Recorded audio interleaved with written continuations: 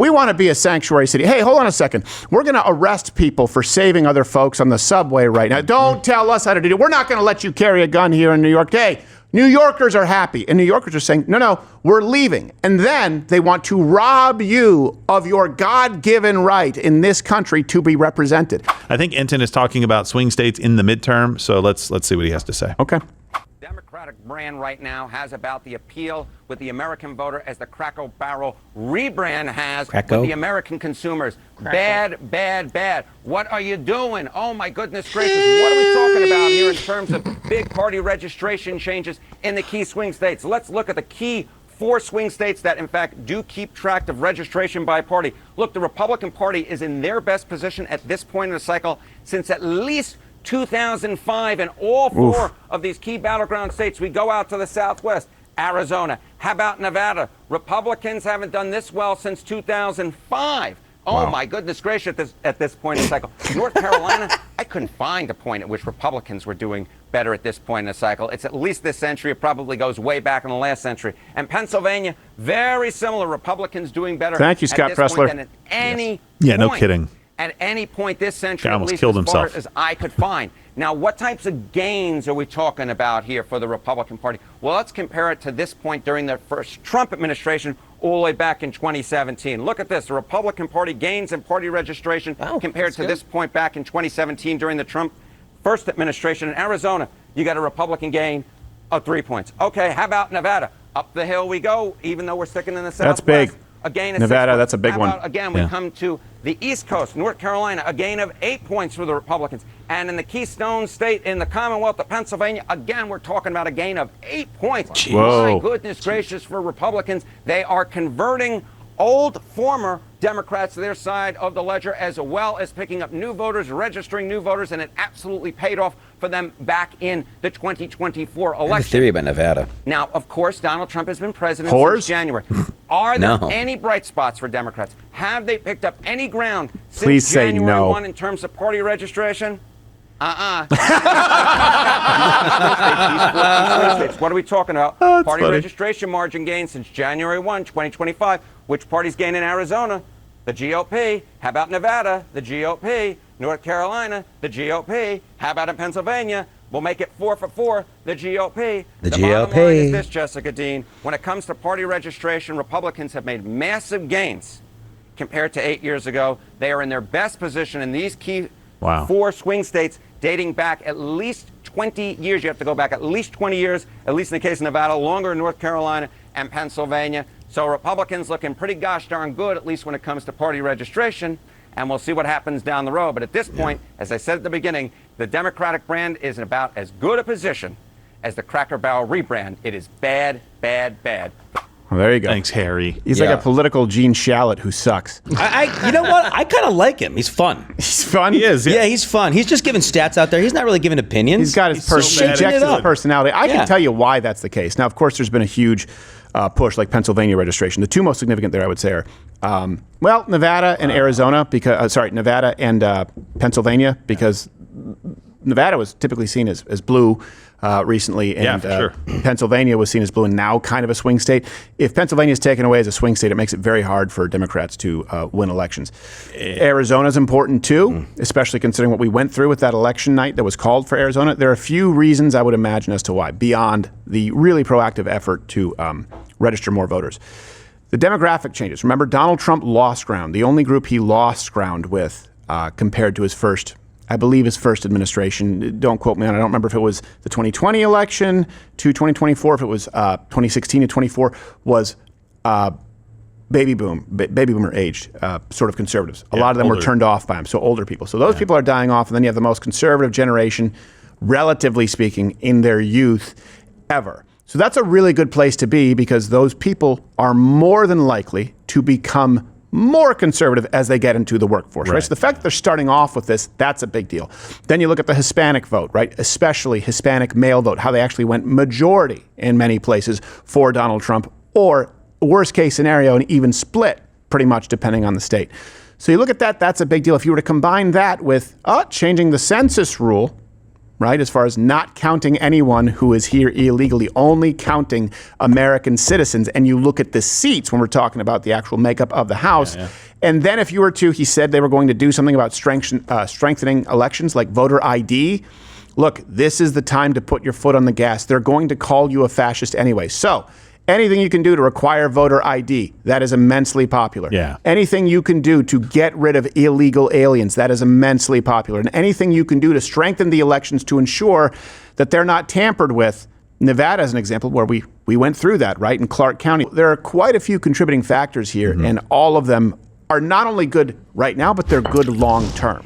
Yeah. They will remain good long term if the results are at least decent with this administration. The Democrat Party has a really big brand problem, and I don't think they can fix it. No, I don't think they can fix it either, but the numbers actually get a little bit worse. So let's pull up just the chart of the states real quick, and then we'll go to these two overlays, and I'll read those. Apparently, like, research is saying it's pretty crazy. But Democrats in the 2030 census are set to lose representation in 4 states, and Republicans, do you see the chart there? It's small. No, yeah, so it's, you can zoom in a little. So Illinois, New York, Rhode Island, and California set to lose electoral votes in 2032. So it'd be the census in 2030, I believe they're talking about. And then Texas, Utah, Idaho, Florida gaining seats. So or electoral votes. So that's fantastic for us. It basically makes it much easier to win the presidency or win national elections without having to worry about winning the swing states that may be, in the Midwest somewhere, right? So the presidency would be a much easier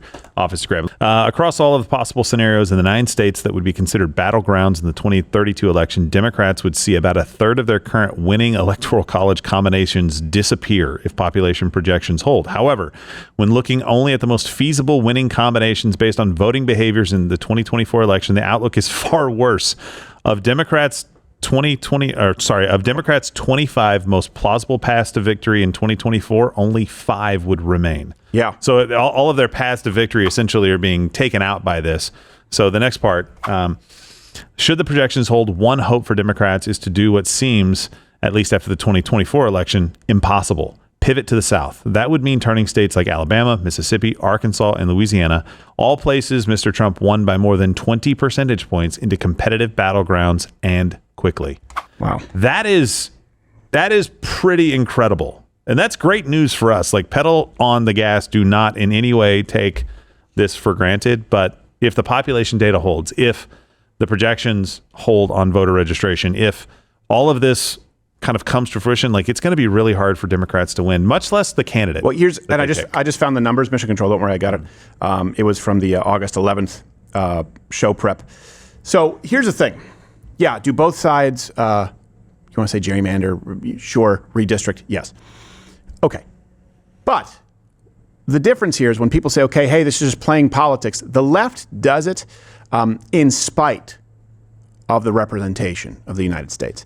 In other words, everything they do, no voter ID, that is not designed to represent you, the American worker, the American taxpayer. That's designed to steal your vote on behalf of people who have no business being here. When you look at how they redistrict, and let me give you some of these numbers again.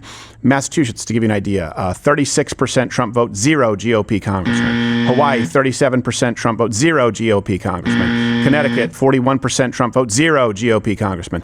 Rhode Island, 2024, 41% Trump vote, 0 GOP congressman. Maine, 45% Trump vote, 0 GOP congressman. New Mexico, 45% Trump vote, 0 GOP congressman. And yeah, I was right. New Hampshire, 47% Trump vote, 0 GOP congressman. So when you add that up, it's like, okay, they deserve. So I think that there should be some redistricting in order. So at least 47% of the state should have some, meaning any representation. I don't think that that is unreasonable. I think that's a very rational approach to say, when you look at these states, there is not a proportional representation. Okay, so you can argue with people playing politics, but in one case, you have a party trying to more accurately represent the people they're supposed to serve. Same thing, you look at redistricting in Texas. Crockett does not represent the people in her district. There's a reason that she will be out of a job.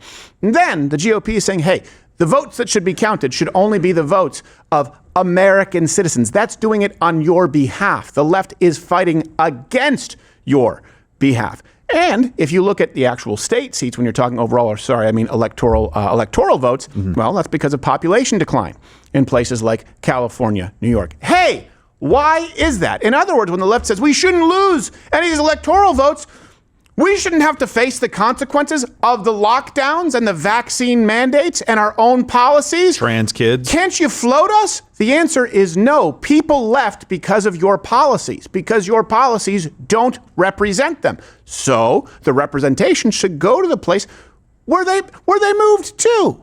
They should be represented by the place they choose to live in right now. And are still doing it, by the way. Yep. That's my whole theory. If you could bring up that graphic again with the states, the blue states and the red states. Yeah. I want to point something out. Like, okay, so you look at the states that are losing, California, a lot of people are going from California to Arizona, Nevada. This has been happening since I was a teenager. I've lived in blue states almost my whole life.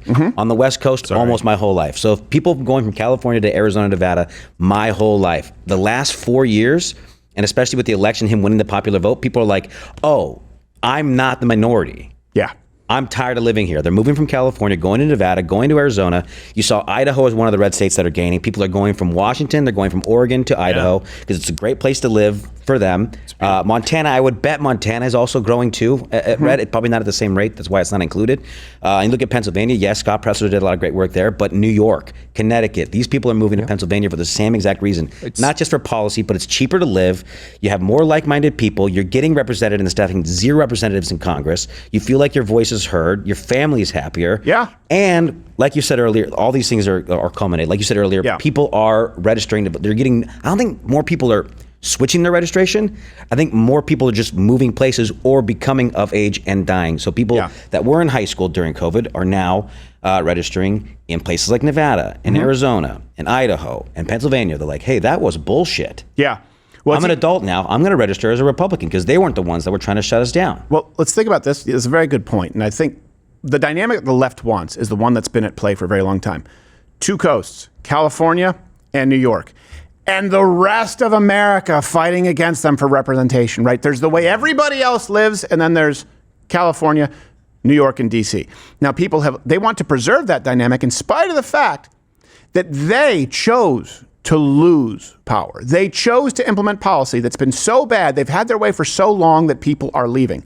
And now they want to force you to still live within that dynamic. And I know that there are other factors. For example, with Texas, there's a lot of industry that's moved to Texas, but you could argue it's for the same reasons. Okay.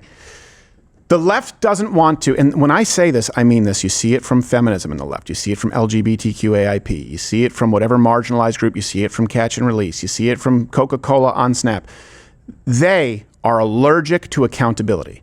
The left refuses to ever take accountability for their own mistakes, and they're still doing it. Let me prove this to you right now. Okay, population decline in California. What did we just see these last 2 weeks? Gavin Newsom? Yeah. Gavin Newsom. Yeah, well, we're going to redistrict the hell out of California. And by the way, you don't tell us how to govern our state. We're fine with what's going on here with homelessness. Yeah. People are going, wait a second. No, it's not. Bring it back up. They're saying, no, it's not. We're not okay with this. No, we're fine. Hey, don't tell us how to do California, buddy. So the people say, all right, since this man claims to speak for me, I'm leaving. But they want to go, no, but we still get to keep your electoral votes. Let's look at Illinois.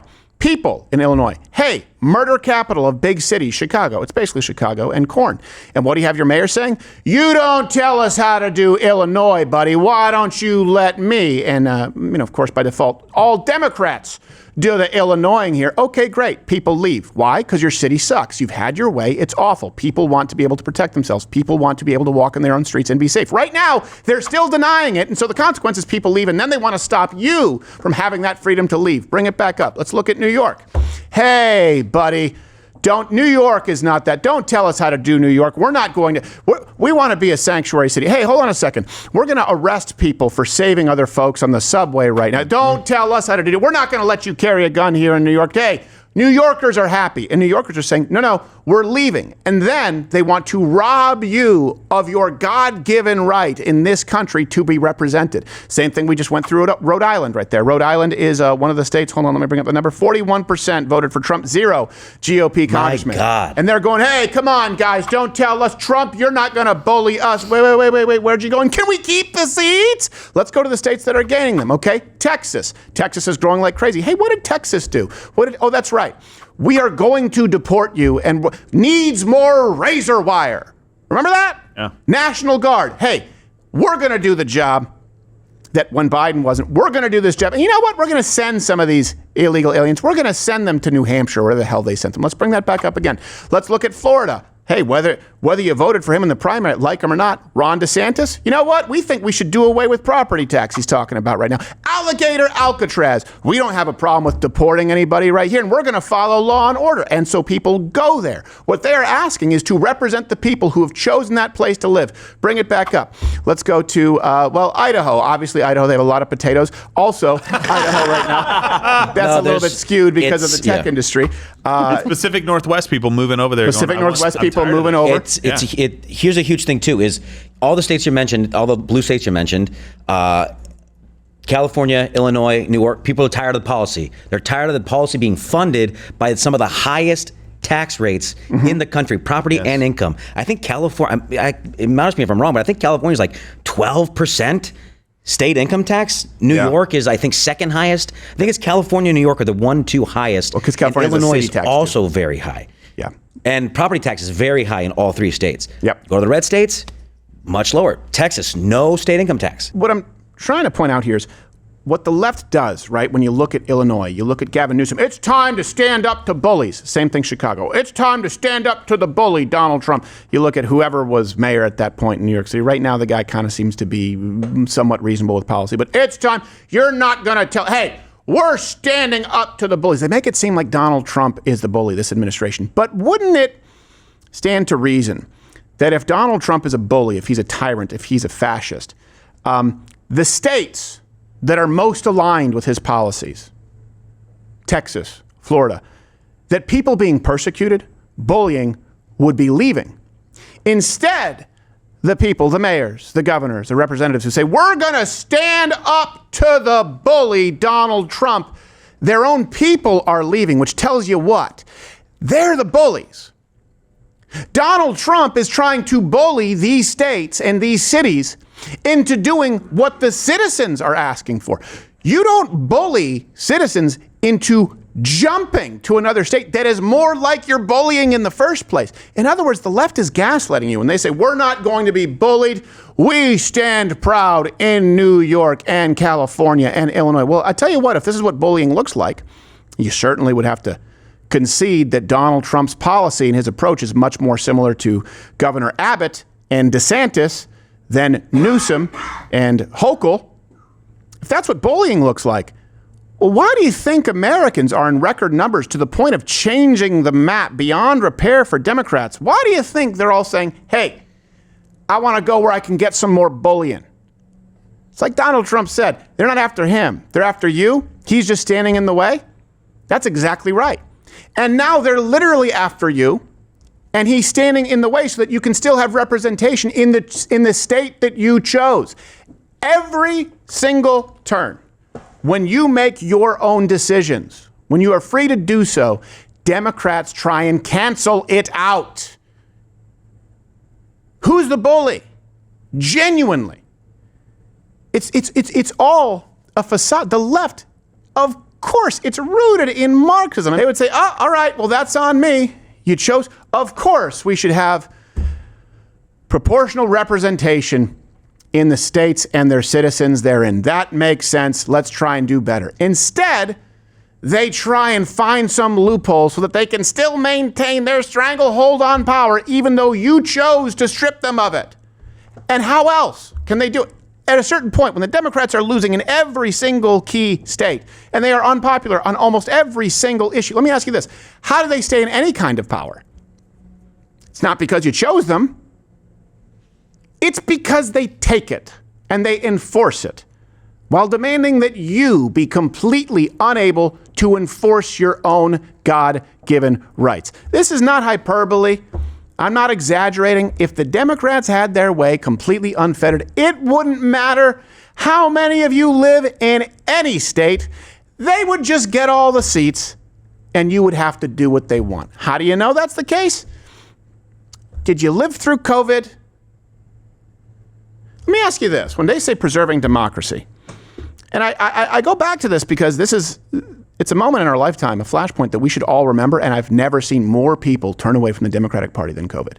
When they say it's about preserving democracy, we've just gone through the voter registrations, and we've just gone through the representation, the Electoral College. Okay, let's distill this. It's about preserving democracy. You lived through COVID. You in California? Were you in New York? Let's go international with our leftist policies. Were you in Canada? You live in Canada? You live in Australia? California, New York, Illinois, Canada, Australia? What in the fuck took place that makes you think they wanted to preserve democracy? And why would you ever believe it again? There's no excuse now. Act and vote accordingly. We'll see you tomorrow. Oh, you're still here, which is a miracle in the age of Instagram and shorts. I think you have some shorts up there.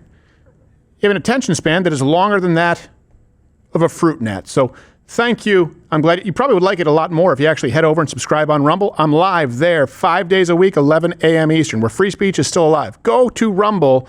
Get off the social media ghetto that is YouTube, with a lot of homosexual activity here on YouTube. There may be some on Rumble, but I haven't seen it.